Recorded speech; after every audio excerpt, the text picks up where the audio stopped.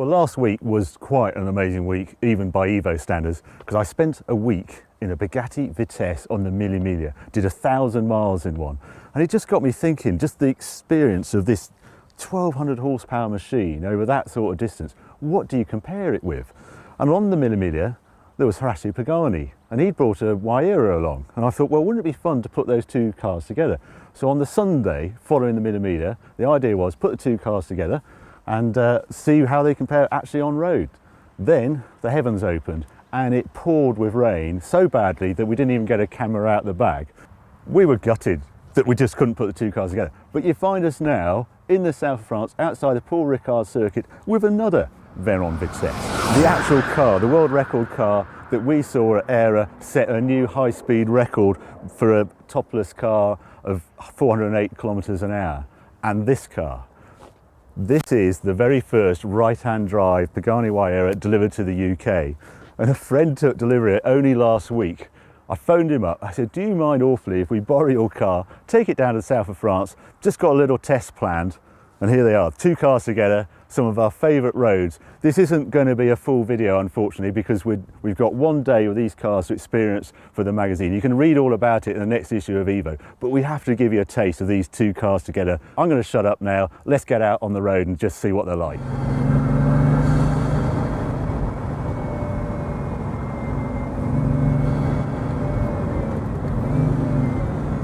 Just love the way those flaps go up and down. When you're following one, you suddenly get mesmerised because the flaps do suddenly go up for no real reason, and it's to gain traction. It comes in at about 100 kilometers an hour, and then they go down again. They just don't really make sense, but the car, the way it behaves, they're certainly doing something. And then you see when you're really pressing on, the front ones start to work, and you just notice them pop up above the bonnet. You say, oh, I must be driving quite quickly. Still a great shape to follow.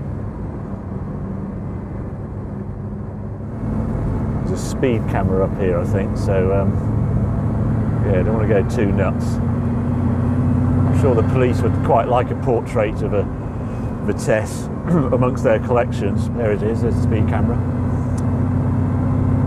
And there we are, sir. Driving very sensibly. Oh. Dear me.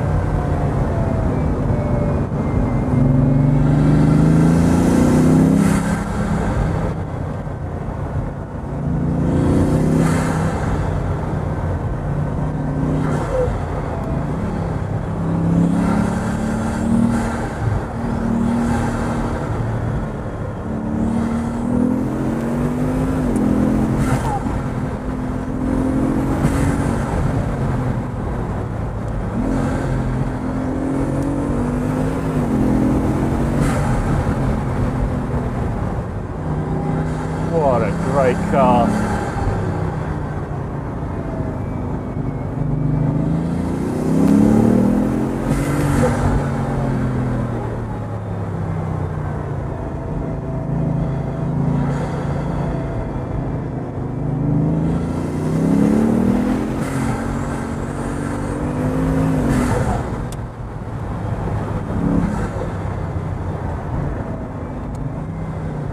It's just watching those aero flaps work. You just don't know what they're going to do next. It's even more bizarre sitting in the driver's seat watching it go up and down in front of you. You go, I hope this is helping. I really hope it's helping. Yeah, it's when those front ones deploy, isn't it? It suddenly gives you a jump. Oh, what's that? Popping up, you know, you just see it out the front. Mad, isn't it? Whoa. Now that's a rare sight. Not very often you see another one. Oh, blow me, there's another Veyron coming along.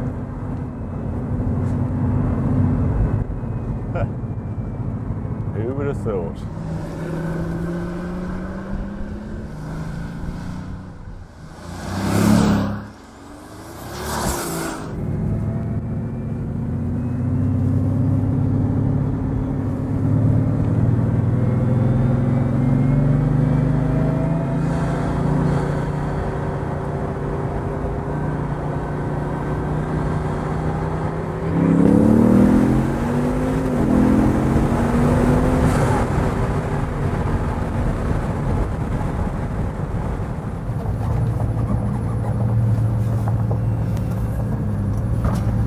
That was amazing. Absolutely amazing. You saw it wriggle, it was going to get past you, but when that hooks up, it's properly quick. It is quick. It just doesn't have that punch that you get. That's the thing. I think you don't, on a give and take road, that feels so much faster because it has that wallop that comes in. Bang. Whereas this takes longer, but once it's up, it just it's so smooth. Yeah. I kept my foot in through the. As long as you keep your foot in through the wriggle, see the car and just kind of stay with it, ride it out, and it's there. Yeah, this thing, it definitely would have gone past, but I would have given that cyclist a heart attack if I'd gone past. I thought it's not fair. Don't give cyclists a heart attack. Yeah, I'd be really very British about it, so I backed out. But now that's surprising because actually on the road, what's extraordinary about this is it's, I keep describing it's like a bomb going off when it actually hooks up, and you just feel the steering wheel twist like you do on a really powerful sort of hot hatch, and it's just an overtaking weapon.